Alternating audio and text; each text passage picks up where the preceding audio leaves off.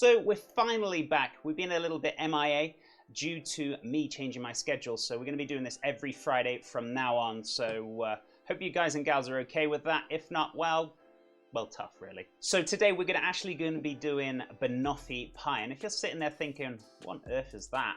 It's pretty much an English dessert. So consisting of the pastry, bananas, cream, and that beautiful toffee. So good. And if you're sitting there thinking, hell yeah, sign me up. But for the ones who are familiar with banoffee pie, I bet you haven't had a banoffee pie like this before.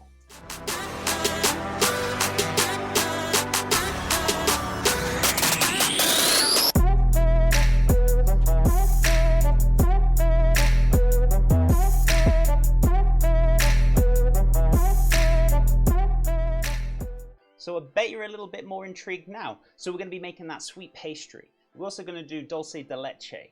In addition, we're going to be doing a banana custard. Then we're going to do the chantilly cream. And then obviously we're going to be making some garnishes, bit of chocolate, and also some delightful praline to go with it for some crunchiness and textures. So sit back, relax, and I hope you enjoy the video. So the first thing we want to do is cook this bad boy down. So we've got some sweetened condensed milk, and we're going to need to cook this for about 3 to 4 hours. But I already kind of got ahead of the game, and pretty much I've already... Oops. So I was ready with a Dulce De Leche, but I guess we're going to have to wait another 3 to 4 hours and then a couple more hours for it to chill again. So, yeah. So finally, many hours later, we finally got our Dulce De Leche, and it's been chilled. It's nice and cold. I'm only joking. I had spare. Did you really think I wouldn't have backup? So as I said before, it takes about 3 to 4 hours boiling down, making sure it's fully submerged the entire time. When it comes out, let it cool down before popping it in the fridge for about 2-3 hours until it's super chill. So we got our 22 centimeter or 8.6 inch diameter tart, and obviously making sure it's removable because it's a lot easier. We're going to butter this beaut up and also give it a flour without making too much mess.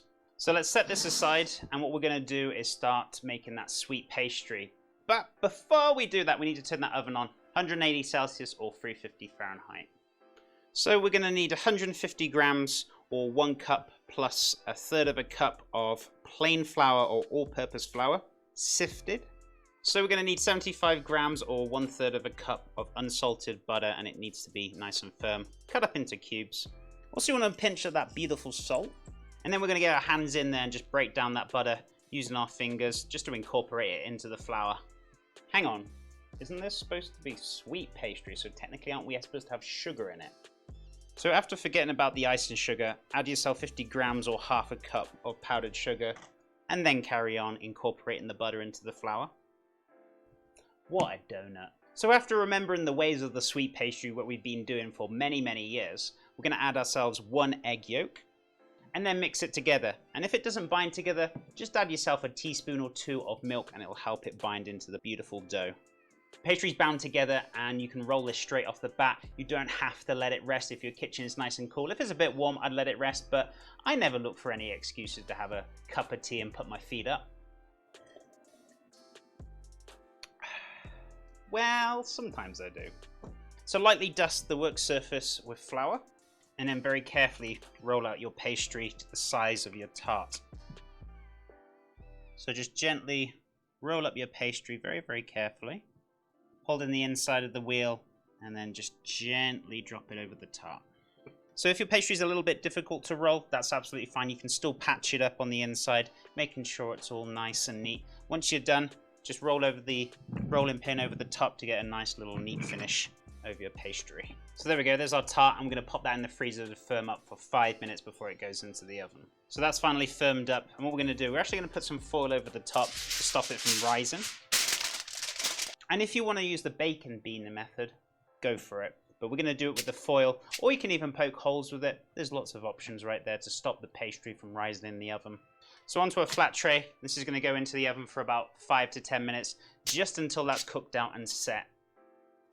So grab yourself an egg and give it a little whisk. So we're going to egg wash the top of the tart, as this is going to give it a nice little glaze to finish it off. So that just come out of the oven, and that's just cooked nice and beautifully. We need to crisp it up now, so we're going to add a little bit of egg wash on top. And we'll just pop that straight back in for another 5 minutes in the oven. And there we go. There's our beautiful tart ready to go. So we'll set that aside, let it cool down. So now it's time to make that banana custard. I know, I'll stop monkeying about. So we're going to need 500 ml of milk or 2 cups. With 90 grams or 7 tablespoons of caster sugar or fine granulated sugar. 2 teaspoons of that vanilla extract. Then we'll pop this on the stove. Onto a medium heat. And be careful that doesn't overflow. Keep an eye on it, wait for it to come up to the simmer and then take it off.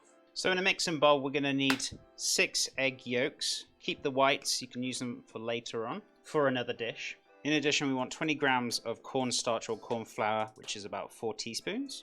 And same again with the plain flour or all-purpose flour, 20 grams or 4 teaspoons. Then we're going to add the banana and just pretty much kind of crush it up in your hands, straight in there.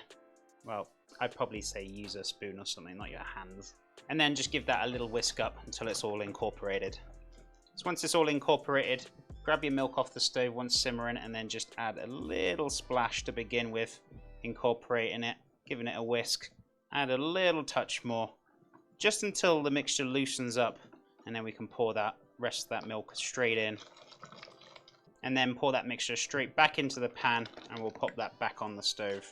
Move on to a medium heat, and just give that a continuous whisk until it thickens. It should take you about roughly 3 to 4 minutes, maybe 5 minutes, just until thickened. And then we're going to leave it on there for another minute, just to cook out those eggs. So once the eggs are cooked out and it's thickened up to an absolute treat, we're going to take this straight off. And then we're going to pour it onto a tray lined with parchment paper. And I bet you're thinking, well, what about the lumps? We're actually going to blend them out later on once this cools down, and then it should be nice and smooth. And if you're wondering why am I putting on such a large tray, is to actually increase the work surface area so it can actually cool down a lot quicker. And then don't forget that second piece of parchment paper, just to stop it forming a skin. Watch your fingers, it is hot. So next we're going to make the praline. I'm not going to show you too much of the praline because I know we've made this before, but if you want to refer to the video, the Paris breast, I make praline in there, so it'll give you a bit more in-depth and detail. But I'll put the link in the description box so you can go check it out, but I'm going to quickly whiz through this now. So we've got 100 grams or 2/3 of a cup of hazelnuts, and we've got 140 grams or 1 cup of whole almonds. So we're just going to toast these off for about roughly 5 minutes without burning. So once these are done toasting off, we're going to put them into a towel. We're going to give the nuts a really good rub, and we're going to take most of the skins off. Don't worry about the almonds, just mostly the hazelnuts. And I know what you're thinking, don't even say it. So using the same pan, just give it a little wipe out. And then we're going to add 220 grams or 1 cup of fine granulated sugar or caster sugar. And then we're just going to melt this down until it's a nice dark caramel.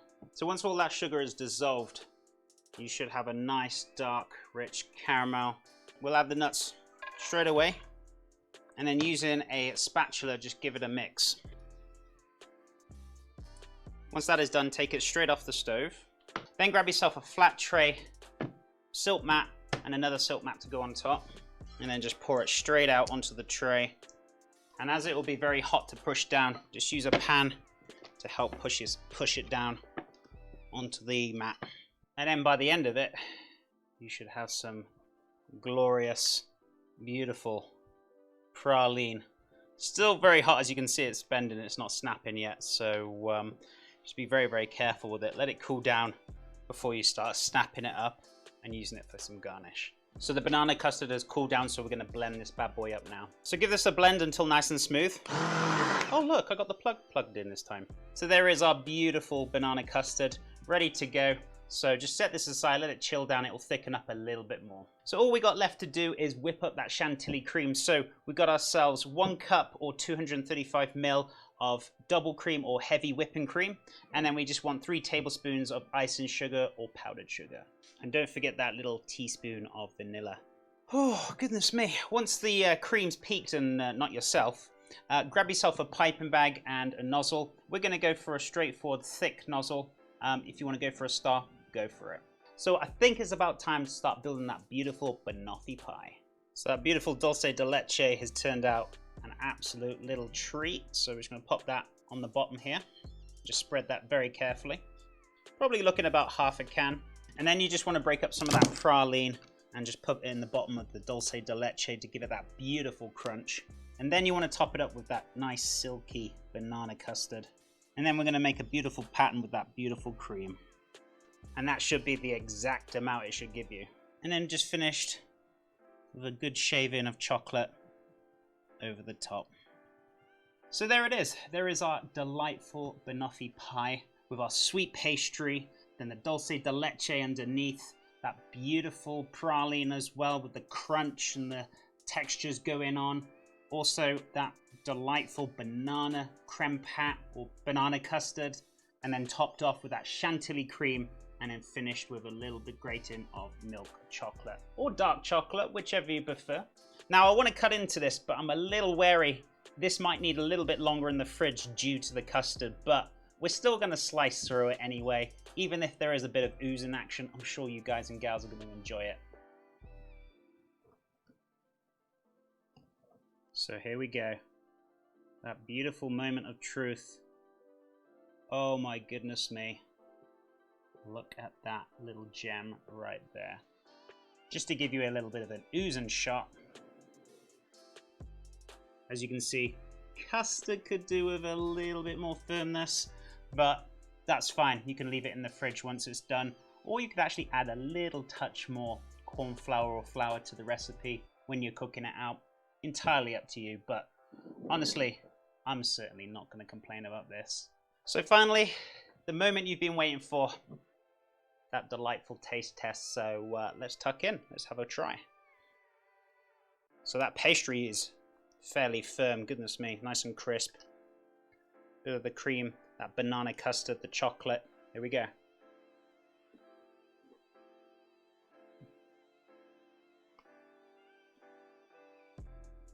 Wow. Considering we don't have any slices of bananas in there, it's an explosion of banana custard going through the mouth, that crispy pastry, and then hitting that nice little bit of praline, and then the saltiness going through the pastry. Oh my goodness me, and then the cream. Wow. I was tempted to add more bananas to this, but it really doesn't need it. That banana flavor is right there. So that's all we got time for this week. I hope you enjoyed that beautiful banoffee pie. Goodness me, came out an absolute treat. If you want to try out this little bad boy, the list of ingredients will be below in the description box as always, so feel free to give this a go. Also feel free to like the video and subscribe to the channel, always appreciated. I'll be on Twitch with a change schedule now from Monday to Thursdays, cooking live on there at 10 AM Mountain Time, so feel free to come and stop by, and the link is in the description box below as always. But until next week amigos, stay awesome, happy and amazing.